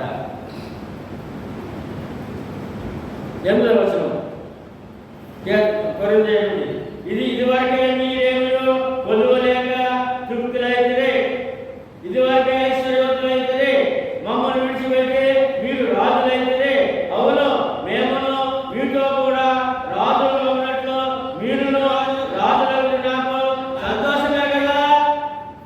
ఎందుకంటే కొరింథీ పట్టణంలో ఉన్న క్రీస్తు సంఘము, కొరింథీ పట్టణంలో ఉన్న క్రీస్తు సంఘము తృప్తిగా జీవిస్తున్నారంటే ప్రభు నమ్ముకొని. ప్రభు నమ్మితే తృప్తిగా జీవితం అండి. బైబిల్లో ఉన్నదాంతో తృప్తి, ఉన్నదాంతో తృప్తి. రెండవది ఐశ్వర్యవంతులైన, ఏమైనా ఐశ్వర్యవంతులైన. మూడవది రాజులయ్యారు. ప్రభు నమ్ముకుంటే ఏమవుతారంటే ఆత్మీయంగా. కొరింథీ పట్టణంలో అంజులంటారు, రాజులైతులంటాడు, ఏమంటే భాగ్యవంతులయ్యారంటాడు, ఐశ్వర్యం అంటాడు, తృప్తులయ్యారంటాడు. అలాగా కొరింథీ సంఘాన్ని ఆయన కనపరుస్తున్నాడు. చూద్దాం మనం ఇప్పుడు హెబ్రీయులకు రాసిన పత్రిక. తృప్తిగా జీవితంలో ఎంత ఆరోగ్యం ఉందో, ఎంత ఆశీర్వాదం ఉందో, ఎంత మేలుందో. హెబ్రీయులకు రాసిన పత్రిక 13:5-6. ధనాపేక్ష లేని వారై కలిగిన వాటితో, ఏంటంటే ఏమంటబడదంట, ధనాపేక్ష అంటే ధనాన్ని దేవుడిగా నమ్మకూడదు. ధనము అవసరాల వరకే. ధనం ఎందుకంటే ఉద్యోగం చేయాలి, వ్యాపారం చేయాలి, సంపాదించాలి. కానీ ధనము దేవుడు కాదు, ధనము దేవుడు కాదు. అందుకని అన్నాడు ఇక్కడ, అపేక్ష ఎవరు దేవుడు ఉందా, ధనం మీద ఉండాలా, లోకం అంతా ఎక్కడ ఉంది ఇప్పుడు. అందుకని ధనాపేక్ష లేని వారై నీకు కలిగిన వాటితో, ప్రస్తుతం మనకు కలిగిన వాళ్ళు ఎవరు ఇచ్చారు, దేవుడే కదా. కలిగిన వాటితో తృప్తి పొంది ఉండుడి. అదే ఇప్పుడు కొరింథీలో ఉన్న క్రీస్తు సంఘాలు ఉంది, తృప్తులైంది అని మాట. కలిగిన వాటితో ఏమండి. రెండు, నిన్ను ఎందుకు అంటే మరి ఇంకా అవసరాలు ఉన్నాయి కదండి, అవసరాలు తీరాలి కదండి. అంటే నమ్మిన వారు నిన్ను, చెప్పండి, నిన్ను ఏమాత్రమును విడవను, నిన్ను ఏమడను ఎడబాయను అని ఆయనే చెప్పాడు కదా. కాబట్టి ప్రభు నాకు సహాయుడు, నేను భయపడను, నరమాత్రుడు నాకేమి చేయగలడని మంచి ధైర్యంతో చెప్పగలవారమై ఉన్నాను. వారి కుటుంబంలో ఉందండి. తృప్తి ఉన్నదాంతో తృప్తి ఎంతవరకు ఇచ్చాడు దేవుడు. రెండు, ధనాపేక్ష ఉంటే తృప్తి ఉండదు. ముందు తృప్తి ఏమండి, తర్వాత ఎందుకు ఆ తృప్తి కలిసి జీవించాలంటే ఉన్నదాంతో అంటే తర్వాత నీ అవసరం తీర్చి నేను ఉన్నానన్నాడు. అది ఏమండి, రూపాయలు ఆసుపత్రికి వెళ్ళారు, 1,50,000 వచ్చినాయి. చెప్పండి ఎలా వచ్చాయండి, ఎలా వచ్చినాయి? నేనున్నాను అన్నమాట. చెప్పడానికి అదే మాట.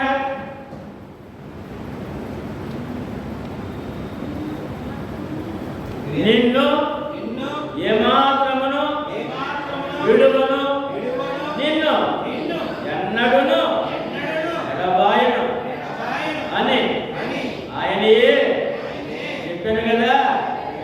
కాబట్టి ప్రభు నాకు సహాయుడు. ఎవరు సహాయం చేయాలి? ఆరోగ్య విషయం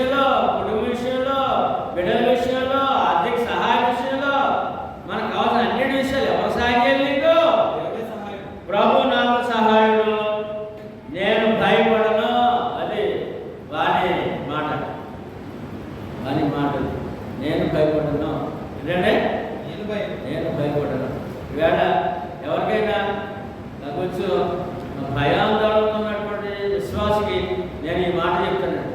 ఈ మాట స్మరించుకోండి, ఈ మాట జ్ఞాపకం చేసుకో.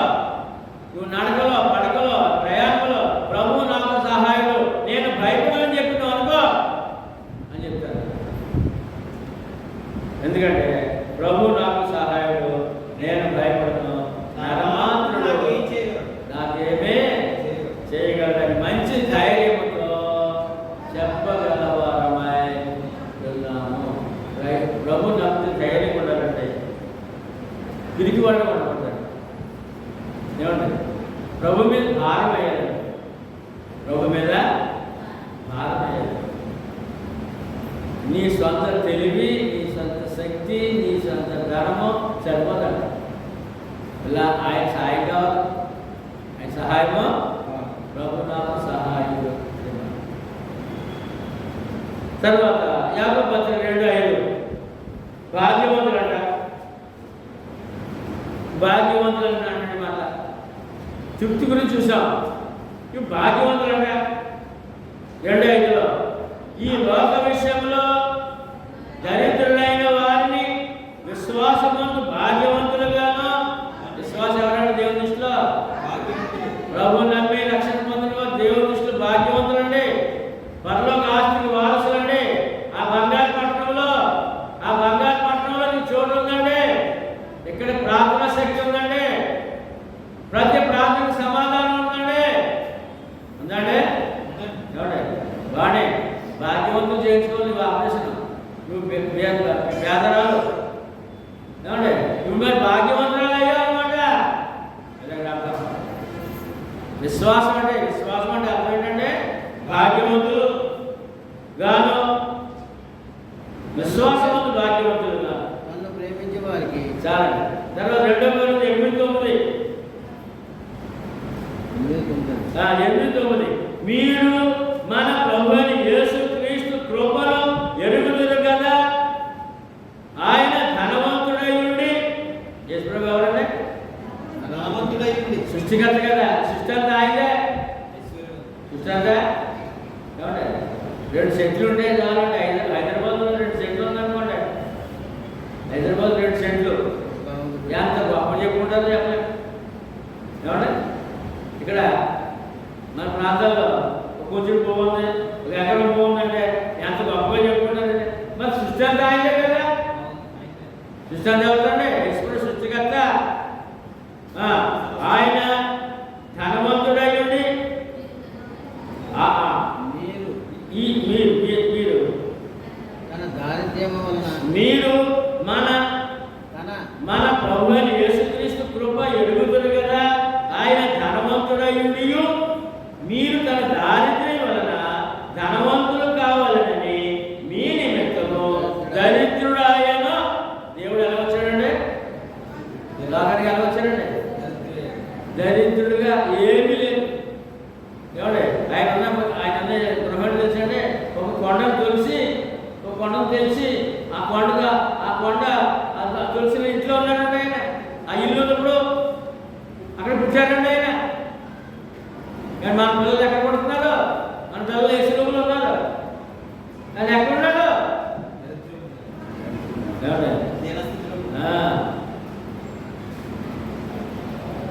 ఆయన ధనవంతుడై మీరు తన దారిద్ర్యంలో ధనవంతులు కావాలని మీ నిమిత్తము దరిద్రుడు ఆయన. పేదోడు వచ్చాడంటే ఎలా వచ్చాడంటే పేదోడు ఏమీ లేదు ఏమండి. ఆ ఇల్లు కూడా ముత్తాత దావీదు గారు పుట్టిన ఇల్లు అంటే ముత్తాత యోసేపు సంపాదించి కాదు మరి. ఏమండి దరిద్రుడు ఆయన ఎంత గొప్ప దేవుడు చూడండి. మనం ధనవంతులు చేయగలిగా పరలోక బంగారు పట్టు విడిచిపెట్టి ఈ భూలోకి వచ్చి రాళ్ళు కప్పల్లో కొండ గుహల్లో ఉండి అక్కడండి ఉండి మనల్ని పరలోకం తీసి భాగ్యం చేయగలిగా దరిద్రుడు ఆయన. ప్రకటన 2:9 నీ శ్రమను విశ్వాసంగా అంటాడనమాట. నీ విశ్వాసంగా అంటున్నాడు సంఘాన్ని. నీ శ్రమను 2:9 దరిద్రతను ఎరుగుదును. నీ శ్రమను దరిద్రతను నేను ఎరుగుదును, అయినను నీవు ధనవంతుడవే. ఏమో క్రైస్తవుడు ఎవరండి? విశ్వాసం ఎవరండి? క్రైస్తవుడు అంటే ఎంత చిన్న చూపు లోకానికి. చూడండి, దేవుని వాక్యం చెప్తున్నానండి. పలు చెబుతున్నాను, నీవు నీ శ్రమను నీ దరిద్రతను నేను ఎరుగుతున్నాను, అయినను నీవు ధనవంతుడవే. ఎప్పుడైనా ఫీల్ అయ్యారు అలాగా? ఎప్పుడు ఫీల్ అయ్యారా? ఎవరండి? క్రైస్తవుడు విశ్వాసి అతని స్థితి ఏంటి అనే విషయాన్ని తెలియజేస్తారు. ఏమండి, మరి ఇక్కడ భాగ్యవంతుడు చూసాం, ఐశ్వర్యవంతుడు. ముందేమో తృప్తి గురించి చూసాం, రెండేమో ఐశ్వర్యం చూసాం. ఇప్పుడు రాజులు అన్నట్టు మాట. క్రైస్తవుడు క్రీస్తు సంఘం అంటే రాజులు అంట. 2:9 అందరూ చెప్పండి మాట. అయితే మీరు చీకటిలో నుండి ఆశ్చర్యకరమైన తన వెలుగులోనికి మిమ్మల్ని పిలిచిన వాని గుణాతిశయములను ప్రచురము చేయ నిమిత్తము ఏర్పరచబడిన వంశమును. ఏంటంటే క్రైస్తవుడు దైవాంశ. 2:9 పేతురు, మొదటి పేతురు 2:9. ఏమంటే క్రైస్తవుడు దైవాంశ. ఏంటంటే క్రైస్తవుడు అంటే ఏర్పరచబడిన వంశమును, రాజులైన యాజక సమూహమును, పరిశుద్ధ జనమును, దేవుని సొత్తైన ప్రజలై ఉన్నారు. అదండి డిగ్రీ. ఏమండి రాజులయ్యారంటే ఏమండి మనము క్రైస్తవుడు అంటే అభిషేకం పొందినవాడు అండి. క్రైస్తవుడు అంటే క్రీస్తు సంఘ సభ్యులంటే అభిషిక్తులు, అభిషేకం పొందిన వారు. అప్పుడు అభిషేకం ఎవరెవరికి ఇచ్చారు? ఆ యొక్క పాత నిబంధనలో మొదట ప్రవక్తకి, 2 రాజుకి, 3 యాజకుడికి అభిషేకం. ఇప్పుడు ఆ 3 కూడా క్రైస్తవుడి మీద ఉన్నాయి. మీరు ఏమండి రాజులైన యాజక సమూహమును, పరిశుద్ధ జనమును, దేవుని సొత్తైన ప్రజలు ఉన్నాయి. ఎందుకు ఈ డిగ్రీ అంటే ఆ మహాదేవుడి గురించి ప్రకటించాలి కనుక ఈ డిగ్రీలు ఎందుకు అసలు కట్టబెట్టాడు. ఈ డిగ్రీలో ఏంటంటే డిగ్రీలు కట్టబెట్టాడు. ఎందుకంటే ప్రజలు చేయ నిమిత్తం నువ్వు యేసుక్రీస్తు గురించి మాట్లాడాలంటే, సృష్టికర్త దేవుడి గురించి మాట్లాడాలంటే, మరి ఇక్కడ ఒక ప్రత్యేకమైన వంశము ఏమంటే రాజరికము, యాజకత్వము, దేవుని ప్రజ అయి ఉండాలి. అన్యుడు మాట్లాడాల్సిన హక్కు లేదు. అన్యుడు మాట్లాడదు లేదు. ఎందుకంటే సంఘము సత్యమునకు స్తంభము. చూద్దాం సరే, మొదటి తిమోతి పత్రిక.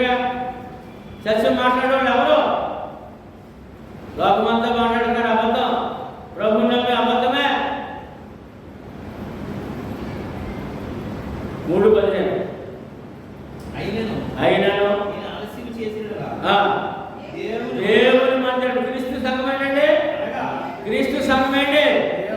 దేవుని మందిరములో అనగా దేవుని గల దేవుని సంఘం. క్రీస్తు సంఘం ఏంటంటే దేవుని సంఘం.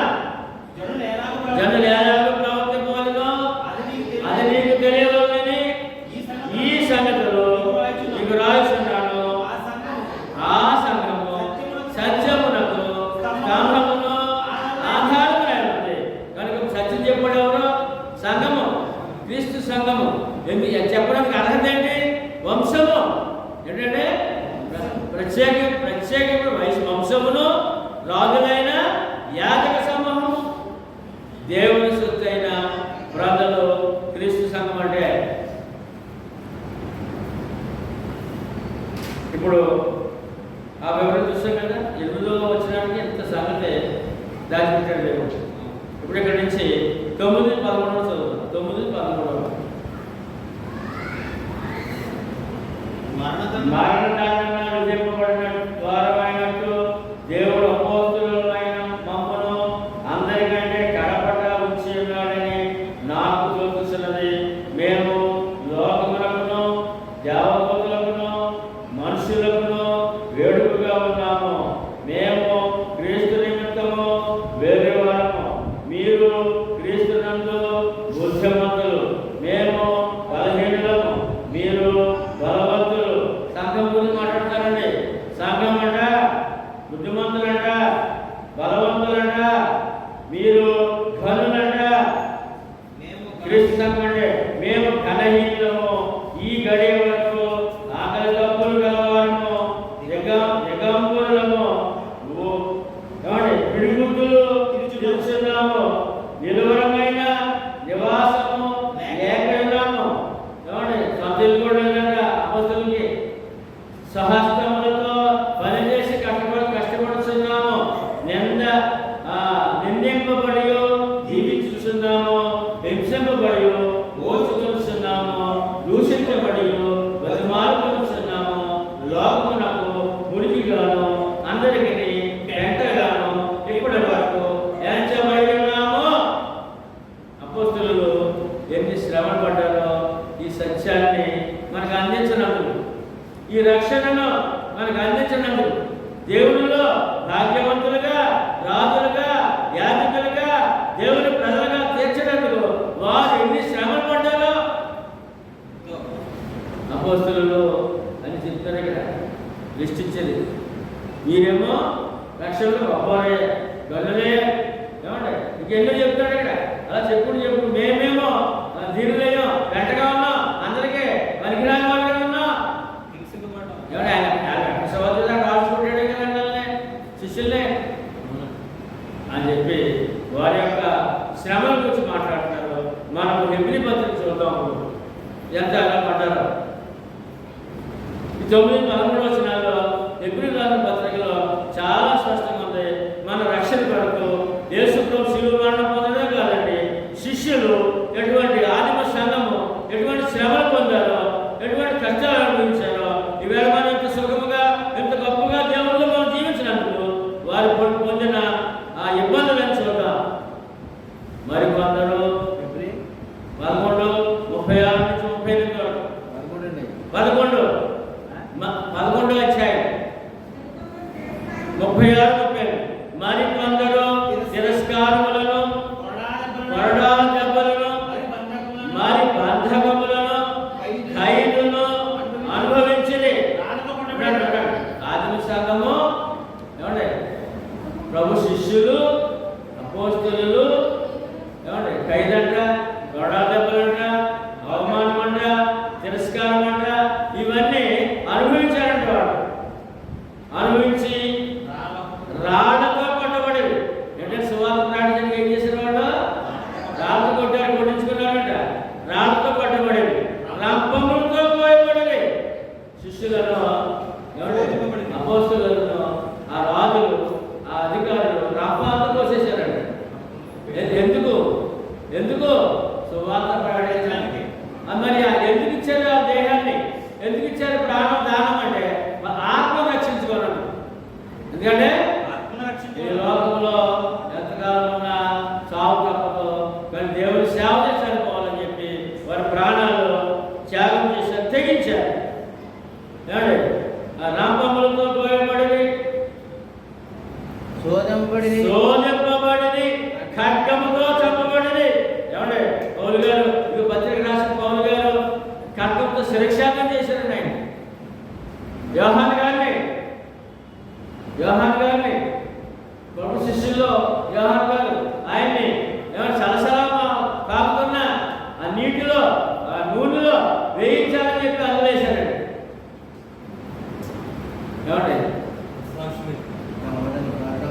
ఏమండి ఎన్ని పడ్డారో జరిగిన తర్వాత చెప్తారన్నమాట. ఖడ్గములతో చంపబడి గొర్రెల చర్మములను, మేక చర్మములను వేసుకొని దరిద్రులై ఉండేది. ఆదిమా ఈవేళ మనకి ఇంత గొప్ప రక్షణ అందించినందుకు వారు ఎన్ని శ్రమలు, ఎన్ని ఇబ్బందులు, ఎన్ని అవమానాలు, ఎంత దరిద్రులై ఉండి శ్రమపడి హింస పొందుచు అడవులలోను కొండల మీదను గుహలలోను సొరంగములలోను తిరుగులాడుచు సంచరించిరి. వాళ్ళంత కష్టపడి వారి ఆత్మను కాపాడుకున్నారు. మన ఆత్మకు రక్షణ సువార్త అందించారు. శరీరము ఏదో రోజున ఈ లోకం విడిచిపెట్టి మరణం తప్పదు, కానీ విశ్వాసంగా చనిపోవాలి. ఎలా చనిపోవాలండి? విశ్వాసంగా చనిపోవాలి. ఎందుకంటే ఆత్మను కాపాడుకోవాలి. వారు ఆత్మను కాపాడుకున్నారు. ఇన్ని శ్రమల్లో దేవుడిని విడిచిపెట్టలేదు, ప్రభుని విడిచిపెట్టలేదు, ఆయన పని విడిచిపెట్టలేదు, కొనసాగుతున్నారు. రాళ్ళకు తిన్నారు, రపాలతో పోయించుకున్నారు. ఏమన్నా చర్మాలు కూడా చర్మం వచ్చేసారంటే ఒక శిష్యుడికి ఆయన చెట్టు కట్టేసి అన్నీ అనుభవించారు. ఎందుకంటే వారి ఆత్మను కాపాడుకున్నారు, వారి ఆత్మ రక్షించబడ్డారు. అనేక ఆత్మ రక్షణాత్మక అన్ని ఓర్చుకుని ఈవేళ మనకి వాక్యము ఇచ్చారు. ఆత్మరక్షణ దేవుళ్ళు ఏంటంటే మానవుడు కావాల్సింది ఆత్మరక్షణ.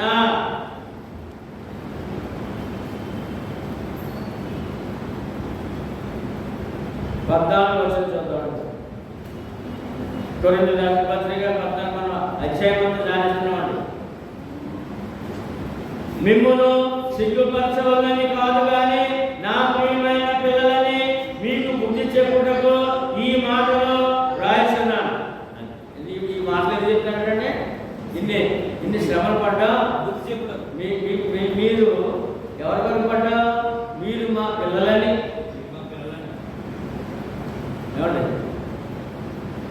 విశ్వాసులు సువార్త ఆ యొక్క సువార్త ప్రయాణించి నడిపించి వార్తించేవాడు ఏమండి? రక్షణ పొందినవాడు తండ్రి సమానుడు. ఎవరండి? అర్థమైంది మాట. ఒక సువార్త విని సువార్త ప్రకటించి చర్చల్లో నడిపించి బాప్తిసం ఇచ్చి దేవుళ్ళు బిడ్డగా దేవుని కుమార్తెగా కుమారుడుగా ఏమండి రక్షణ నడిపించినటువంటి ఆ సేవకుడు తండ్రి సమానుడు అని చెప్తాడు పౌలు. ఎందుకు ఇలాగంటే పిల్లలకు ఏం చేయడం కంటే నా ప్రియమైన పిల్లలని మీకు బుద్ధి చెప్పుటకు ఈ మాటలు రాస్తున్నాను. మరి కనుక బుద్ధి చెప్పాలి కదా, సరిగ్గా లేకపోతే చూద్దాం. 14 వచనం అర్థం. మొదటి దశలోని పత్రిక 2వ అధ్యాయము 11-12 వచనాలు.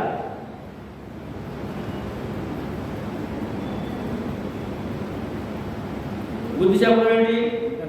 తన మొదటి దశలోని పత్రిక 2వ అధ్యాయం 11-12 వచనాలు. తన రాజ్యములకు మహిమను మిమ్మును పిలుచుతున్న దేవునికి తగినట్టుగా మీరు నడుచుకోవాలని మేము మీలో ప్రతి వారిని హెచ్చరించుచు ఏం కావాలన్నప్పుడు దేవుడి పిల్లలుగా జీవించిన హెచ్చరిక, దేవుడి హెచ్చరికలు కావాలంట. హెచ్చరించుచు, ధైర్యపరచుచు, సాక్ష్యం ఇచ్చుచు, తండ్రి తన బిడ్డల ఎడల నడుచుకున్న రీతిగా ఏంటంటే ధైర్యపరచుచు, సాక్ష్యం ఇచ్చుచు. సేవకుడు అంటే సేవకుడి స్థానం ఏంటంటే సేవకుడి స్థానం ఏంటంటే తండ్రి తన బిడ్డల ఎడల నడుచుకున్న రీతిగా మీరు ప్రతి వాని ఎడల మేము నడుచుకోవటమని మీకు తెలియదు. సేవకుడికి సంఖ్యాపన బంధం 2:11-12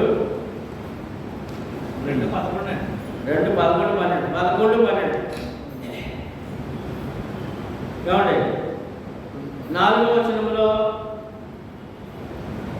15 14 అయిపోయింది కదా, 15-17 వరకు 15-17 వరకు. క్రీస్తు నందు మీకు ఉపదేశకులు 10,000 మంది ఉన్నను, తండ్రులు అనేకులు లేరు. క్రీస్తు యేసు నందు సువార్త ద్వారా నేను మిమ్మును కంటిని అన్నాడు. ఏంటంటే గోలుగారు కొరింథీ పట్టణంలో క్రీస్తు సంఘాన్ని ఏమండి ఆ విశ్వాసులందరినీ నేను సువార్త ద్వారా మిమ్మల్ని కన్నాను అన్నాడు. అపోస్తలుడు పౌలు ఆ కొరింథీ పట్టణంలో ఉన్న ప్రజలకు సువార్త ప్రకటించి బాప్తిసం నడిపించాడు కదా. అందుకని ఏమన్నా తెలుసండి, నేను ఆత్మీయంగా మీకు తండ్రిగా ఉన్నాను, మిమ్మల్ని నేను కన్నాను వాక్యం ద్వారా.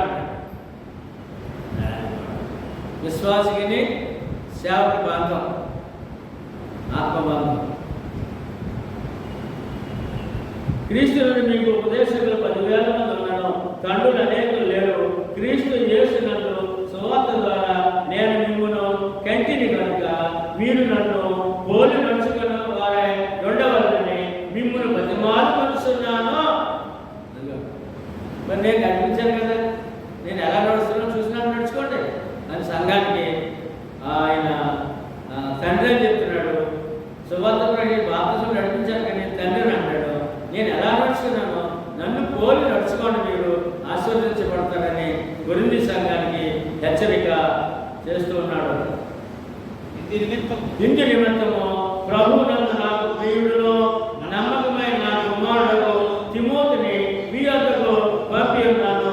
అతడు క్రీస్తునందు నేను నడుచుకుని విధమును అనగా ప్రతి స్థలములోను ప్రతి సంఘములోను నేను బోధించు విధమును మీకు జ్ఞాపకము చేయను. మళ్ళీ తిమోతిని ఏమండి కొడుకు అంటాడండి, తిమోతిని కుమారుడు అంటాడు. అంటే తిమోతి కూడా బాప్తిస్మము ఈయనిచ్చాడు.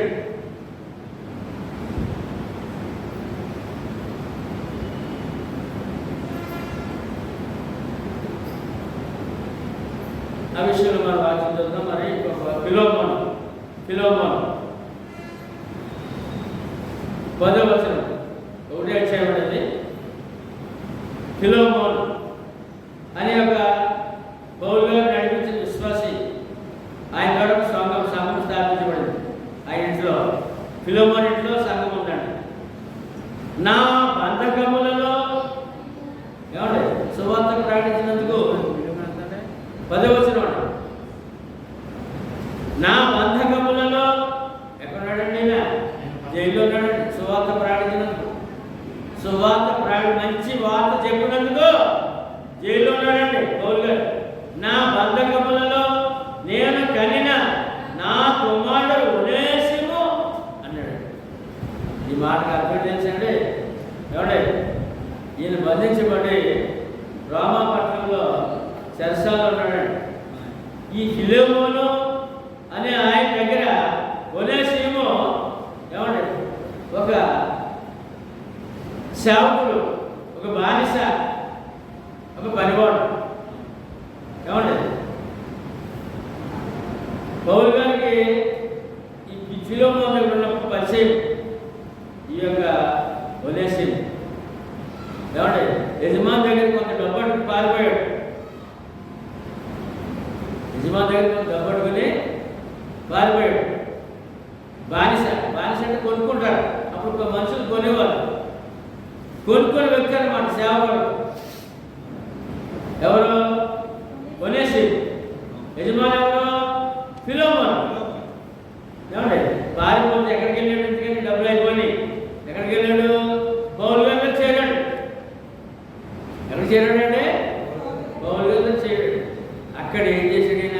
ఇక్కడ సువార్త చెప్పడం లోపడలేదండి.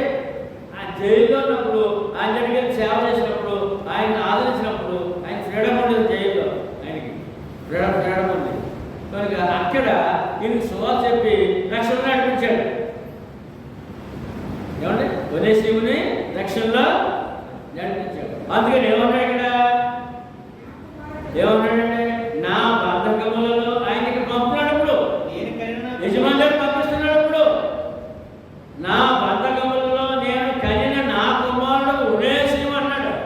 ఏమండి సేవకుడు సువార్త చెప్పి ఒకరు బాప్తిసం ఇస్తే అతను ఏమి ఉన్నాడు? వాళ్ళిద్దరి మంది బంధువు ఏంటి? కుమారుడు తండ్రి బంధం, ఆత్మీయ బంధం.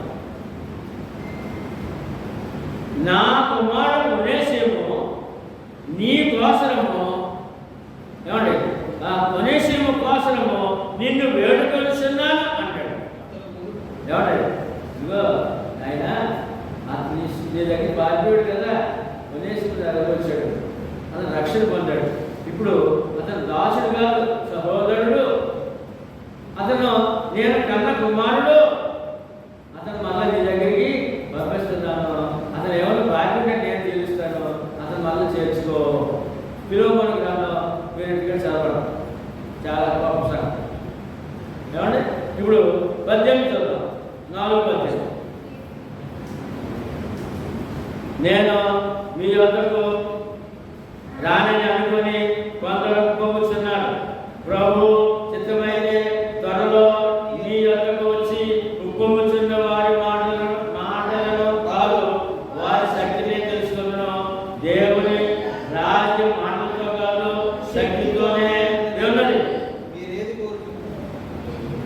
21 మీరేమి కోరుచున్నారో వ్యర్థముతో నేను మీ యొద్దకు రావాలనా, ప్రేమతో సాత్వికమైన మనసుతోనూ రావాలనా. కొంతమంది సంఘంలో తిరుగుబాటుగా ఉన్నారండి, సంఘంలో తిరుగుబాటు ఉన్నారు కనుక వారికి హెచ్చరిక పంపుతూ నేను ప్రేమగా రావాలా కోపంగా రావాలా అని పౌలు గారు అడుగుతున్నాడు. ఎందుకంటే వారి మీద అధికారం ఉన్నాయి, ఏమన్నాంటే అధికారమైనటువంటి సేవకుడండి. కనుక ఆ విషయాలు మనం చూద్దాం. గలతీ 4:19 నా పిల్లలారా అన్నాడు.